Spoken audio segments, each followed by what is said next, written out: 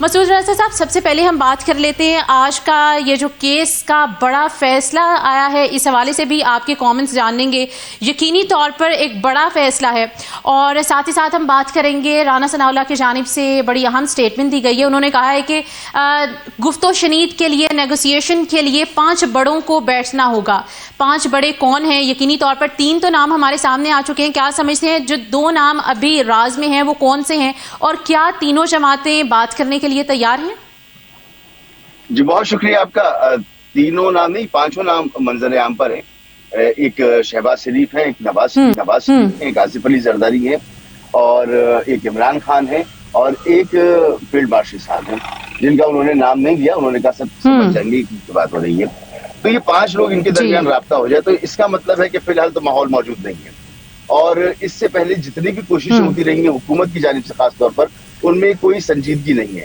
کیونکہ جب رانا ثناء اللہ صاحب یہ جانتے ہیں کہ مذاکرات ان 5 بڑوں کے درمیان ہی سی پی ایمز کے بعد ہو سکتے ہیں، تو پھر بار بار مذاکرات کی دعوت دینا کہ آپ آ کے اسپیکر چیمبر میں مل لیجیے یا کہیں اور ملاقات کر لیجیے، اس میں کوئی خاص سچائی مجھے نظر نہیں آتی. اور حکومت اس لیے بھی شاید مذاکرات کے لیے وہ ماحول بنانے کے لیے تیار نہیں ہے. ایک تو پی ٹی آئی کا اپنا رویہ ہے جس کو ٹھیک ہونے کی ضرورت ہے. دوسری بات یہ کہ اگر حکومت مذاکرات کے لیے حامی بھر لیتی ہے اور میز ٹیبل پہ بیٹھتی ہے تو کچھ لو کرنا ہوگا، اور کچھ 2 اس سے کم نہیں ہو سکتا کہ عمران خان کی طرف سے خاموشی اختیار کی جائے. اور لینے کی جہاں تک بات ہے تو اس میں یہ بات ضرور ہوگی کہ جی نئے الیکشن کب ہوں گے.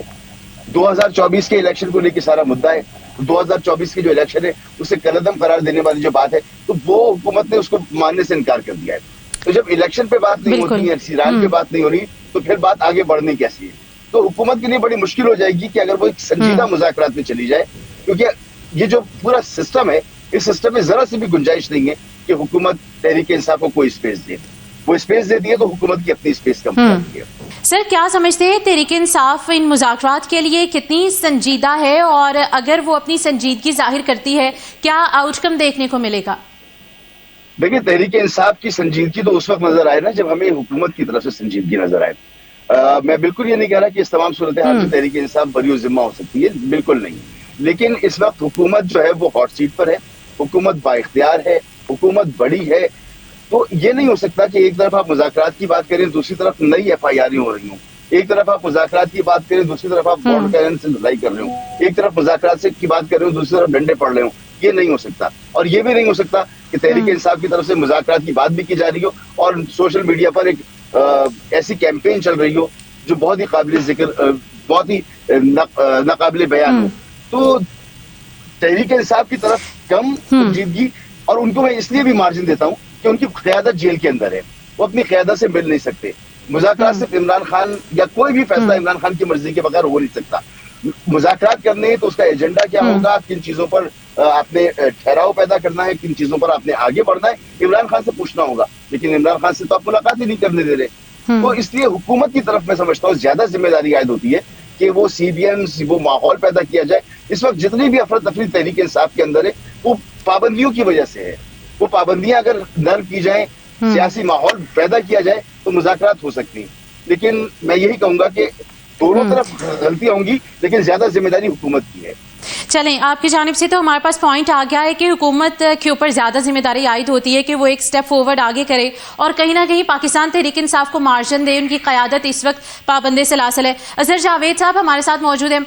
اظہر صاحب، کہیے گا کہ اہم پیش رفت ہوگی اگر افراد سکسیسفل ہوتے ہیں، اور اگر ہوں گے سوال تو بھی یہ ہے کہ کیا جو پاکستان تحریک انصاف کی قیادت ہے وہ مذاکرات کے لیے تیار ہے، سنجیدگی دکھاتی ہوئی نظر آئے گی یا نہیں؟ بہت شکریہ آپ کا. دیکھیے، مجھے تو مستقبل قریب میں کسی قسم کے کوئی مذاکرات ہوتے نظر نہیں آ رہے. اس وقت حکومت جو ہے وہ اپنی کو انجوائے کر رہی ہے، اور اگر وہ تحریک انصاف کے ساتھ مذاکرات شروع کر دیتے ہیں اور اس کے نتیجے میں ان کو کچھ پیچھے ہٹنا پڑتا ہے تو پھر ان کے جو منصوبے ہیں اگلے 4 سال 5 سال کے لیے وہ ان پہ زد آئے گی. تو میرا خیال ہے اس وقت نہ تو عمران خان صاحب کسی بھی قسم کے مذاکرات کے حق میں ہے، نہ حکومت ہے، اور نہ ہی ہماری جو اسٹیبلشمنٹ اس وقت جو موجود ہے وہ کسی قسم کے مذاکرات کرنا چاہتی ہے. دیکھیے، मुज़ाकरात होने किस बात पे है? सबसे बड़ा मुतालबा तो तहरीक इंसाफ का इमरान खान साहब की रिहाई है, और इमरान खान साहब की रिहाई पर यहाँ ये कह सकते हैं कि ये मुज़ाकरात उसी के गिर्द घूमते हैं। इस वक्त तहरीक इंसाफ का मसला ये है कि इस वक्त उनकी कोई क़यादत नहीं है, कई धड़ों में बटी हुई है। अलीमा खान साहबा एक धड़े को लीड कर रही हैं, दूसरी तरफ दूसरे लोग हैं। फिर ये एक खत लिखा गया हुकूमत को कि जी जो कैद हैं लाहौर में हैं, जो रहनुमा, उनको रिहा किया जाए, उनसे मुज़ाकरात किए जाए। तो इस वक्त एक खिचड़ी सी पकी हुई है। और दूसरी तरफ जो 9 मई के वाक़े हैं, उनसे जब तक माफ़ी नहीं मांगी जाएगी किसी किस्म के मुज़ाकरात कामयाब होने के इम्कान नहीं है। आपने आज अभी बात की कि सज़ा सुनाई गई है, और जो डिजिटल दहशतगर्दी के इल्ज़ामात थे उस बड़ी सख्त सज़ाएं सुनाई गई हैं। तो रेड लाइन वाज़े है। इमरान खान साहब पर सबसे बड़ा इल्ज़ाम इस वक्त सामिया 9 मई का फैज़ अमीर साहब को सजा सुनाई जा चुकी है एक केस में। अब उनके खिलाफ सर इस हवाले से भी हम बात करेंगे प्रोग्राम के अगले हिस्से में, यकीनी तौर पर हम इस पर भी आपकी आरा जानेंगे। क्या समझते हैं कि मुज़ाकरात की ये जो कॉल है सक्सेसफुल होती हुई नजर आ रही है? अब जबकि पाकिस्तान तहरीक इंसाफ की जानिब से 8 फरवरी को जो कॉल दी गई है, क्या वो भी सक्सेसफुल होगी? क्योंकि बाकायदा तौर पर यह कहा भी गया है कि अगर पाकिस्तान तहरीक इंसाफ मुज़ाकरात चाहती है तो अपनी 8 फरवरी की कॉल को वापस ले। देखिए, तहरीक इंसाफ हालते क्या कह सकते हैं एहतजाज में 2014 से है। उन्होंने सबसे बड़ा धरना उस वक्त दिया था, मेरा 20 दिन उन्होंने धरना दिया था, लेकिन उसके नतीजे में फिर भी वो अपने मुतालबात मनवाने में कामयाब नहीं हो सके थे। उसके वज़ीर आज़म उस वक्त सबसे बड़ा मुतालबा वज़ीर आज़म का इस्तीफा था, वो नहीं मिल सका था, उनको आना पड़ा था। एहतजाज से किसी किस्म के कोई मामला हल नहीं होने। आप देख चुकी हैं 9 मई को एहतजाज हुआ तो उसके बाद क्या सूरत हाल हुई, 26 नवंबर को इस्लामाबाद में जो एहतजाज हुआ उसके क्या सूरत हाल हुई। तो इस वक्त तहरीक इंसाफ 8 फरवरी के एक हो रहे, ये उनका हक है। और एक जमहूरियत में किसी भी जमात को जो कह सकते हैं एहतजाज करने देना चाहिए। लेकिन अब जो सूरत हाल है पंजाब में, तो इससे तो लोग निकल नहीं रहे।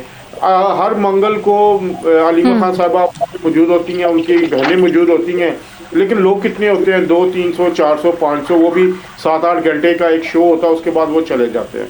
तो पाकिस्तान के अवाम जो है वो जो एहतजाज की सलाहियत है या एहतजाज करने का मूड है, वो मेरा ख्याल है इस वक्त जो है वो कभी भी नहीं रहा कि वो कोई इस तरह फ्रूटफुल हो सके। तो 8 फरवरी को जहाँ ये एहतजाज की अच्छा चले, यानी आपकी जानिब से ये कहा जा रहा है कि जो 8 फरवरी की कॉल दी गई है वो इतनी सक्सेसफुल होती हुई नजर नहीं आ रही आपकी दूर अंदेशे के मुताबिक। इसी पर हम पॉइंट ले लेते हैं मसूद रजा साहब से। मसूद साहब कहिएगा, 8 फरवरी की कॉल यकीनी तौर पर काफ़ी अरसा पहले दे दी गई है, तैयारियां की जाएंगी, सक्सेसफुल होती हुई नजर आ रही है। अब जबकि जो मुशीर साहब हैं, राना सनाउल्लाह साहब, उनकी जानिब से बड़ा वाज़े तौर पर कहा गया है कि ये पहिया जाम हड़ताल साबित नहीं हो पाएगी। जी बिल्कुल, राना साहब दुरुस्त कह रहे हैं कि पहिया जाम हड़ताल उस वक्त होती है जब किसी तहरीक का उरूज होता है, और अभी तो उरूज नहीं है। एहतजाज जो है 8 फरवरी का बहुत मुश्किल होगा।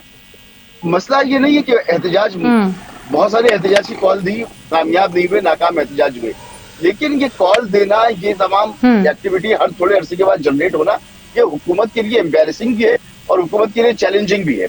मुल्क में सियासी अदम इस्तेहकाम मौजूद है, ये मैसेज चला जाता है, और हर शख्स मानता है कि मुल्क में सियासी इस्तेहकाम नहीं है, जिसकी वजह से माशी इस्तेहकाम नहीं आ रहा, जिसकी वजह से दहशतगर्दी के खिलाफ जो हमारी कोशिशें, उसमें हमें तो मेरे ख्याल में ये मैटर नहीं करता ये कितने लोग बाहर निकले, कितने लोग बाहर नहीं निकले।